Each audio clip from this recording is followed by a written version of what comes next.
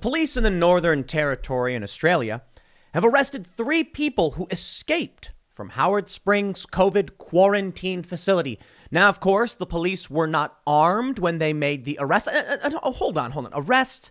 I don't know if that's the right word, Guardian. Kate Kelly of The Guardian is pushing conspiracy theories here. Nobody escaped from the Howard Springs quarantine facility. They've all gone there voluntarily. Nobody's forcing them. Nobody's armed. Nobody's being harmed. These are just poor people who don't have access to hospitals. And so when they were here for their own safety, they must have been confused and accidentally wandered off and wandered over a chain link fence and then wandered away from the facility where some nice, fine police officers walked over to them and politely escorted them back inside. Okay, I think you get it. It's a bit. When you are being detained at a quarantine camp, I'm not going to play games. People are being forcefully brought to camps in Australia, and it's getting worse. And boy, does the propaganda manipulation machine not like me right now. But it's true.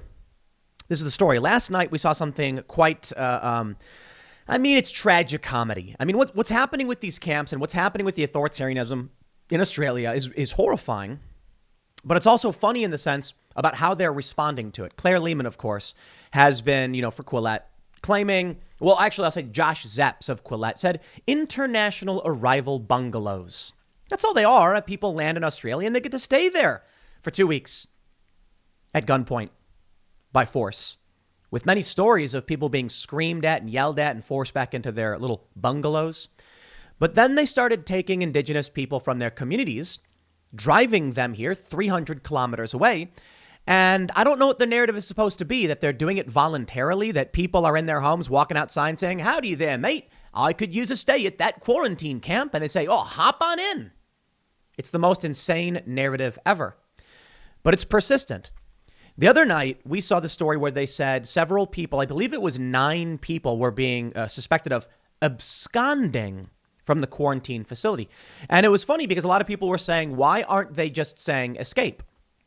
It's because the narrative that they've been trying to maintain is that people have voluntarily come to the quarantine facility.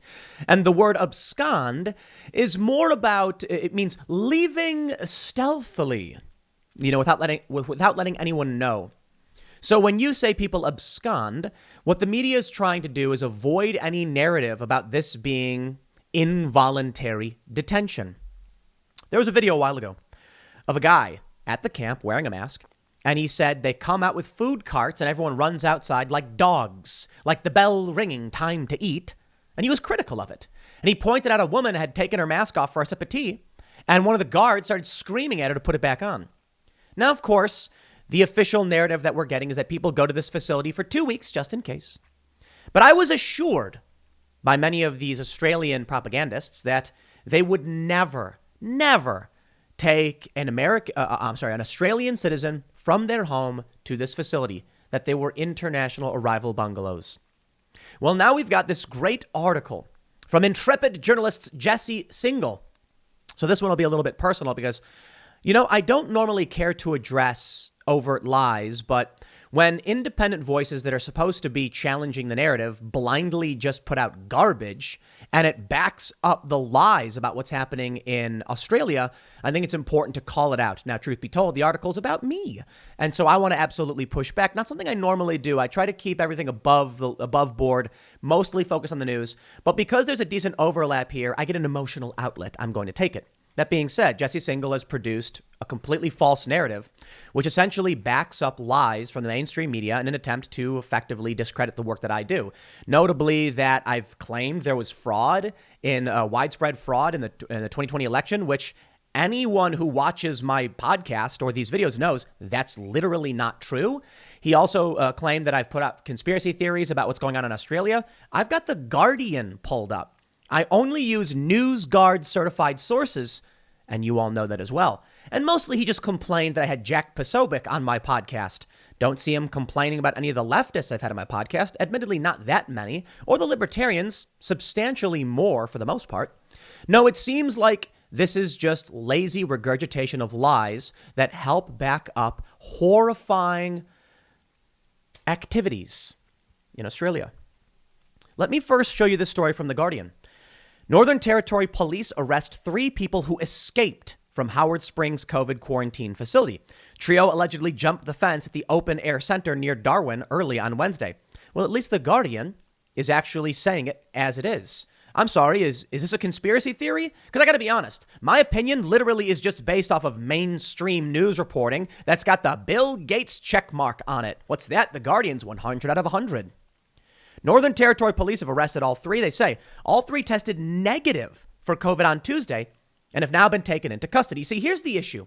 You've got people who don't want to be there, very obviously, testing negative, obviously, and you want them to be quarantined with people who've tested positive. Don't be surprised when they say, I don't want to get COVID. I had COVID. It was very bad. Second worst pain I've ever had in my life. I mean, it impacted, I brought it up in the previous segment, but it was bad. No joke, bad. 9 out of 10. And I've had a kidney stone before, and that was not a 9 out of 10. It was bad. And you know, I'll put it this way. Maybe it's not fair to say it was the worst pain or second worst, but it was all over my entire body. I was struggling to breathe. I had it bad. Don't ask me why. I don't know. It just happened. So I say don't underestimate it. It's serious. But if you got some teenagers that are being told they got to be in this camp and they can't leave, that's not voluntary.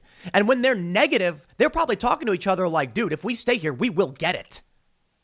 So they escaped, and the police arrested them. For what crime? Escaping the concentration camp. You see, they really got mad at me when I said concentration camp, notably and obviously hyperbole. I'm not in any way insinuating that what's going on at the quarantine facility at Howard Springs is like gas chambers or anything like that. No, I'm using hyperbole as a political and rhetorical tool to express what may happen when you don't push back against the government, building large camps and then using military deployments to bring people there. Wait till you see the propaganda they've put out to try and dispute this, and I'll gladly break that down. Earlier, police said the trio jumped the fence at the Center for National Resilience. Oh, is that what they're calling it now? They're not. Is it? Are you kidding me? Police and staff at the Center for National Resilience are currently confirming the absconders' identities prior to releasing further information. I'm sorry. It's not a quarantine facility anymore. Howard Springs is now the National Center for Resilience. You kidding me? I'm not making that up. That's literally The Guardian. Howard Springs is a large open-air facility that's being used to quarantine Australians returning from overseas. It is also housing a number of residents from Catherine and surrounding areas where an outbreak of COVID-19 erupted last month. The alleged escape comes a day after a returned traveler tested positive for the Omicron variant, and the facility in the territory continues to fight COVID outbreaks in remote communities. The NT Health Minister, Natasha Files, confirmed on Tuesday that a man in his 30s had been diagnosed with the new variant. I can confirm today. You get it. All right.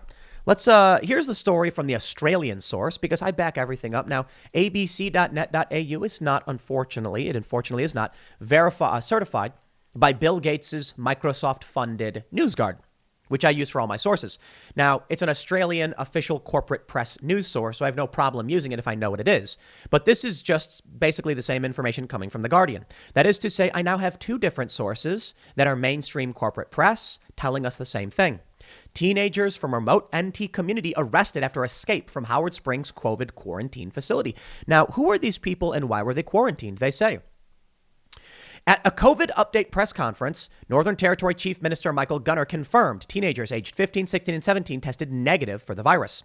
He said all 3 were from the Binjari community near Catherine and had been sent into quarantine as close contacts of positive cases. So these are people who don't have COVID, who simply had close contact with someone with a positive case. They were not brought there voluntarily. Oh, I mean, let me just show you. Here we go. Northern Territory communities of Binjari and Rockall placed in hard lockdown over COVID cases. Okay.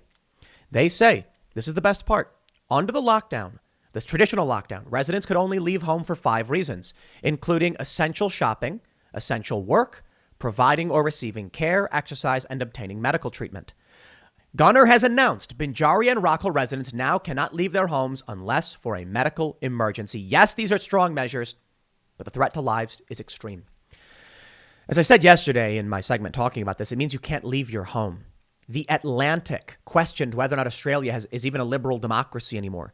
You can't leave your home to eat. That's what they said. Essential shopping is out. So the ADF, here we go from Grabian. Grabian, of course, NewsGuard certified. You know it, you'll love it.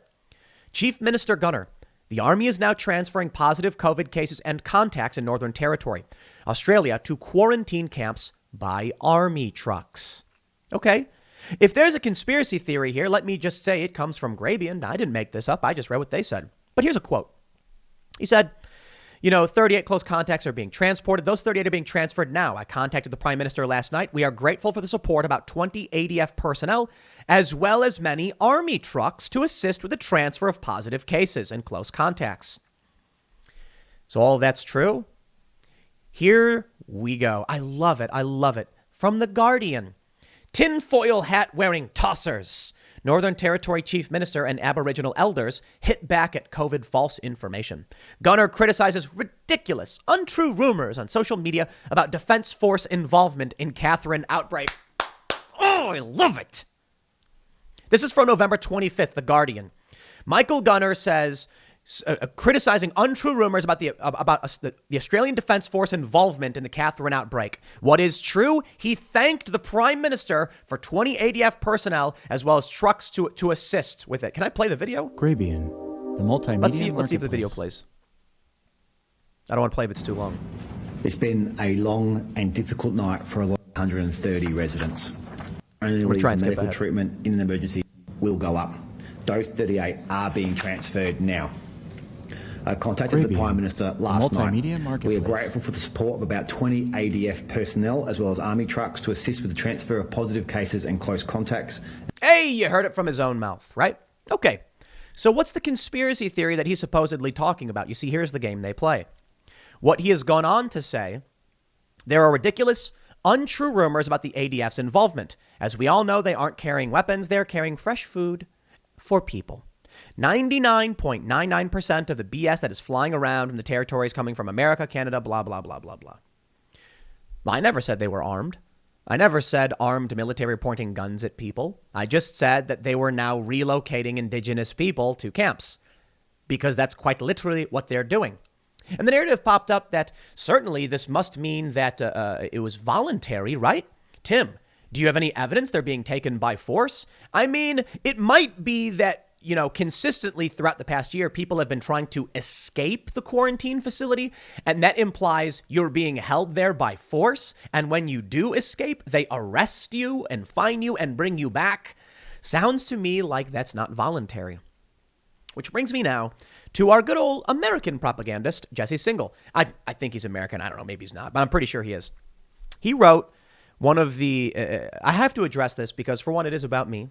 He wrote an article on Tim Pool and ideological capture and online cruelty. And I love just countering this because it shows that Jesse, you've done absolutely no research into anything going on in Australia. I only use certified mainstream press, The Guardian, NewsGuard certified, and videos to back up my claims.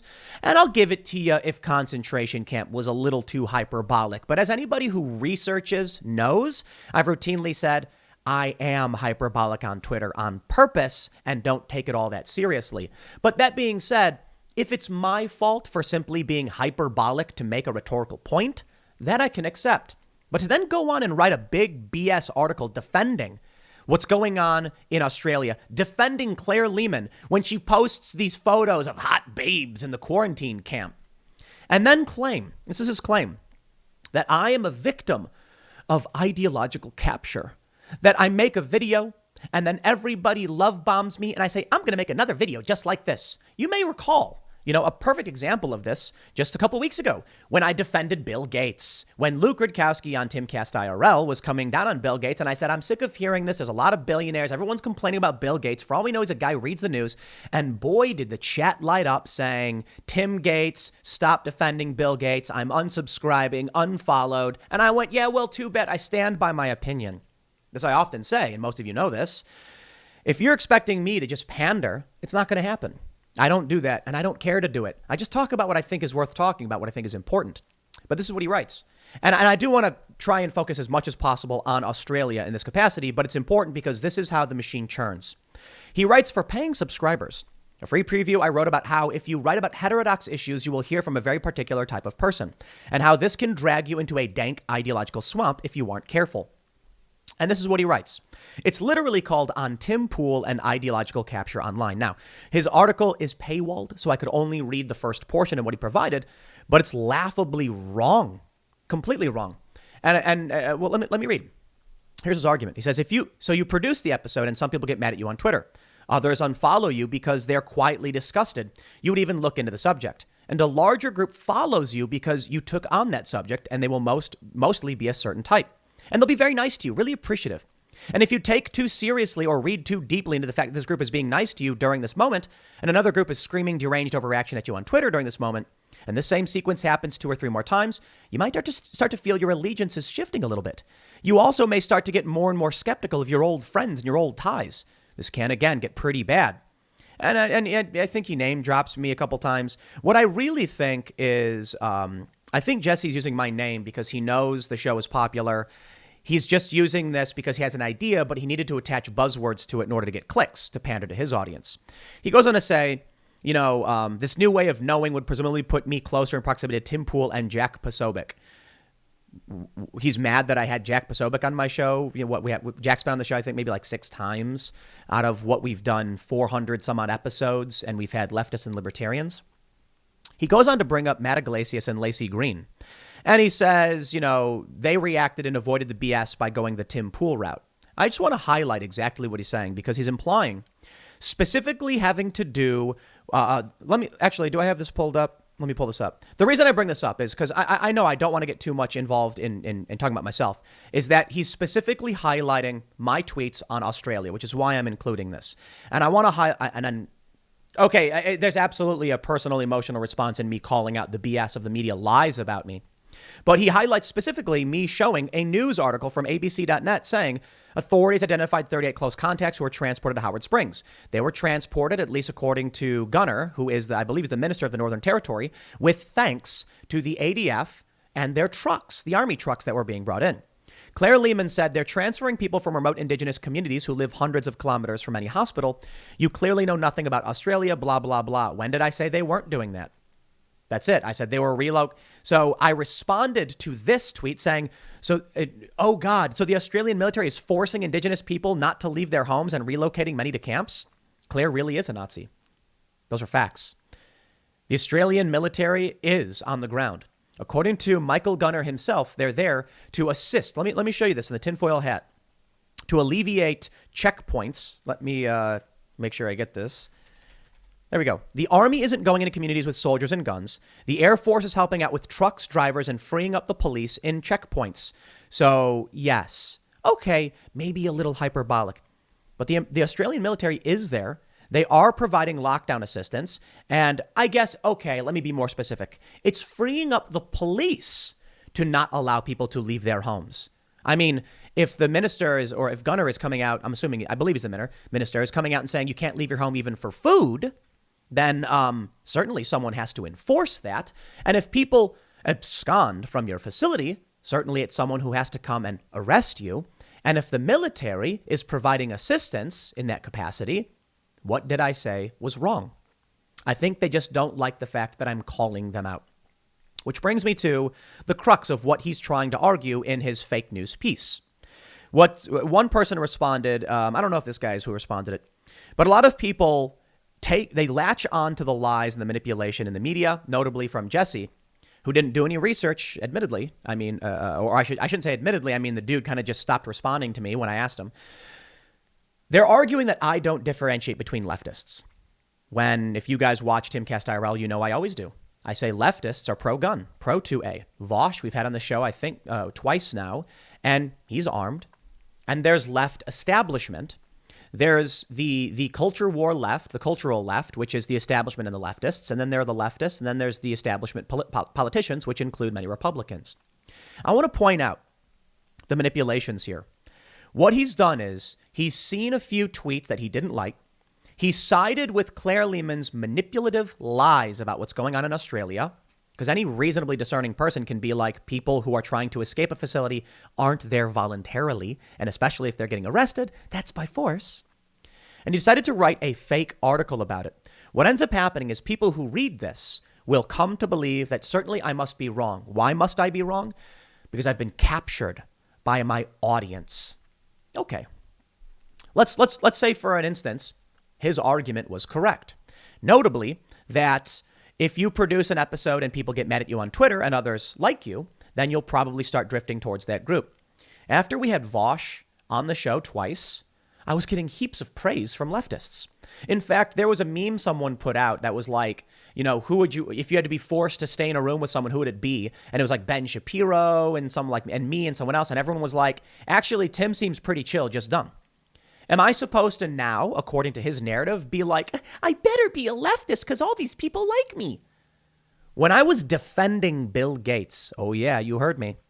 The context was that Luke on the show brought up Bill Gates. I was exhausted and just sick and tired of hearing about the guy. And I said, look, it was BARDA, the biological, research thing for the United States, that announced they were working on some kind of treatment for weaponized smallpox. Then a few months later, Bill Gates mentions he's worried about it. And everyone acts like there's a conspiracy. And I was like, dude, the guy probably just read the news. The same thing as with Trump. Now, I don't like Bill Gates. I think his ideas are dumb. I think he's a bad person. Look at the history of what he did with Microsoft and how he formed it and all that stuff. I'm not a fan. But now, according to this narrative, what happens is when everyone in chat lit up calling me Tim Gates and saying Tim's defending Bill Gates and all that stuff, was I supposed to all of a sudden now embrace those who love Bill Gates? According to Jesse, that's the case. When I came out and said a Green New Deal, actually investment into infrastructure and green technologies would be a good thing, were all the people who told me I was wrong, so was I supposed to be like, well, I better be a leftist now? When I said I think universal health care is actually an ideal to strive for, and my current position is that low tier, basic universal health care is a good idea, supplemented by private health care, and all the libertarians started yelling at me saying I was wrong, am I supposed to now just start agreeing with Ocasio-Cortez on what's true and what isn't? According to Jesse, the answer is yes. This is the problem. And again, to be honest, of course, I have an emotional reaction to this guy. It's when you write something that's overtly false about me. I wish I could just pander, man. I wish I could come out on YouTube and just say all the stupid garbage about fraud and go to my website and rally a ton of people to give me money on that basis. It ain't going to happen. No, I'm persona non grata on the Trump forums. They don't like me because I've said over and over again, no fraud. Or at the very least, I've said, reasonably, I don't believe fraud is why Donald Trump lost the election. What did Jesse Singal tweet? That I had conspiracy theories about ballots. What? And conspiracy theories about Australia. This is why I use NewsGuard. This is why you'll now understand. What Jesse's actually saying is he doesn't like that I've talked about things that have been reported by certified NewsGuard. He said mixed them together. Sources. And this is what bothers me about the whole thing. Jesse is a useful idiot. I know that's a stupid term. Everybody says it. They call me a useful idiot. But in this capacity, I think his intention was to write about an idea he's heard about before. He said he learned about it from Eric Weinstein. And he's not wrong. It does exist. There have been many people I've known personally who kept tweeting things and were getting pulled further into some ideological pit hole. Strangely, though, you'd think with all of the Trump supporters who followed me during the election, I would not be supporting a Green New Deal or a progressive tax or universal basic health care. But these are things I principally believe are good because I'm left libertarian. The issue is many of these things can't be implemented unless you have authority, which I don't believe in the authoritarian spectrum. I don't believe in that. And thus, ultimately, it comes down to persuasion, which then leads me to probably having more of an agreement with right libertarians on a lot of things. It brings me to looking at news and discerning and saying, if you tell someone they can't leave their home for food, then deploy army trucks to bring them to a quarantine facility. And if they escape, you'll arrest them. You're forcefully relocating indigenous people. I never said anything about the reason. I never said anything about the merits of the COVID pandemic. I simply said the government should not be allowed to do that. And if Australia doesn't call it out, it'd be a bad thing. What you'll end up with is Claire Lehman. And it's remarkable to me that people still support Quillette, because you can support, people who believe in freedom so long as they're consistent. I suppose you can mistakenly support them, but you can read Quillette, and I encourage everyone to do so. But you don't have to give them money. I use CNN as a source all the time. I'm not going to give them money. Suppose the ads they have on their page generates revenue for them. The point is, you vote with your dollars. You know what I mean? So it is remarkable to me that people are actively supporting them financially, considering Claire Lehman's stance is to obfuscate what's happening here. I've never come out and said that they're putting people in gas chambers or beating them to death. That's ridiculous. What I've said is, when they started bringing people on planes to these camps, I said, wow, it's a really bad thing they have camps. I then said asterisk concentration camp in response to a tweet, notably because I troll on Twitter all the time and I was being hyperbolic, but making a rhetorical point, as I've stated. That triggered them to an extreme degree. But I also think it gave them the ability to, just virtue signal and try and make money and, play their stupid orthodoxy game. But my point was just that, and I stated this, it's only a matter of time before people are taken from their homes. Because there's a video of a man where the cop pulls up, the police pull up and they say, you've tested positive for COVID. He's like, I didn't even realize. And they said, get in the van. He goes, all right. And then the news report said that he would now be indefinitely quarantined. I don't know what indefinitely means. Maybe the guy, we've never heard from the guy, or at least I haven't. I looked it up, tried to figure out where he went and haven't found anything, but he's not a public figure. So maybe, who knows? Maybe he just went back home after 2 weeks and it's no big deal. A lot of people have posted about how they've gotten out of these camps and they said, it was nice to have your breakfast brought to you every morning, but they're happy to be home. And now we're hearing reports about people escaping these facilities. Take a look at the Uyghur Muslims. Let me ask you this. Do you believe the Uyghur Muslims are being brutalized, sterilized, forced abortions and all that stuff? Why do you believe it? Well, because corporate press reported it was true.